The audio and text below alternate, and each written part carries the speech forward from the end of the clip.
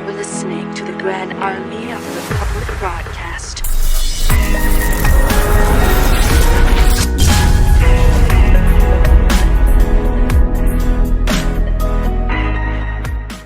Hey, what's going on everyone? Welcome back to another episode of Star Wars Coffee, the only source you need for the latest Star Wars news, leaks, official clips, trailers, behind the scenes, TV spots, and more.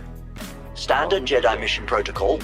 While you're here, don't forget to like this video, subscribe to the channel, and turn on that bell notification so that you're always notified the second a new Star Wars video goes live. I want more. But with that out of the way, let's get into a galaxy far, far away and talk about today's video.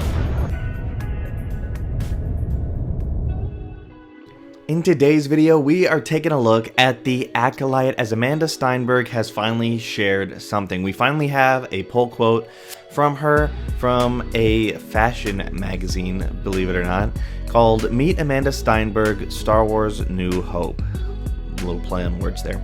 So, The Acolyte is rumored to premiere June 5th on Disney+. We did a whole video dedicated to that and to the likelihood of that. You can go check that out on the channel if you missed it. But what we're going to be doing today is taking a look at this pull quote from her. So she says this. This is what the magazine says before her quote. Stenberg can't share too much or anything really about the plot of The Acolyte because of Lucasfilm's NDAs are notoriously restrictive. What she can say is that it takes place in the High Republic era before Star Wars Episode 1, The Phantom Menace, which was released in 1999 and grossed just shy of $1 billion worldwide. It's a prequel to the prequels. Lucas famously started his epic tale in 1977 on Episode 4, A New Hope. And here comes her quote. She says this, quote, "In the context of the Star Wars universe, it's a time of great peace theoretically.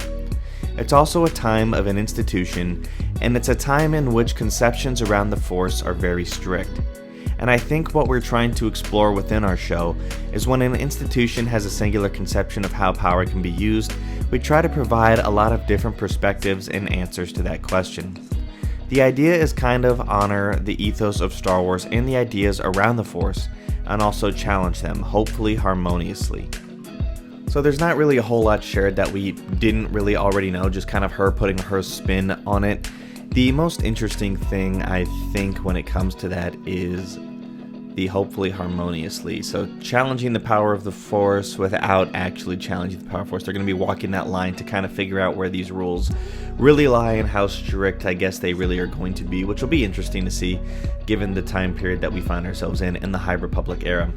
Which is obviously a time before the Sith return in a sense, and it's more or so, obviously there's going to be villains in this show, likely a Sith, but it's not going to be like the whole Palpatine angle portion of it yet, where the real big bad come in from what we know in the Skywalker saga. But let me know what you guys think about this in the comment section down below. Thank you guys for watching, may God bless you, and the Force be with you always. Is it over already? Oh man! If you enjoyed this episode, and frankly, even if you didn't, don't forget to subscribe. Do it. And if you want to help spread the word, please give this video a thumbs up and tell your friends to subscribe. Please check out the official Star Wars Coffee merchandise, and don't forget to check out all of the content playlists on this channel, including The Rise of Skywalker, The Mandalorian, and much more.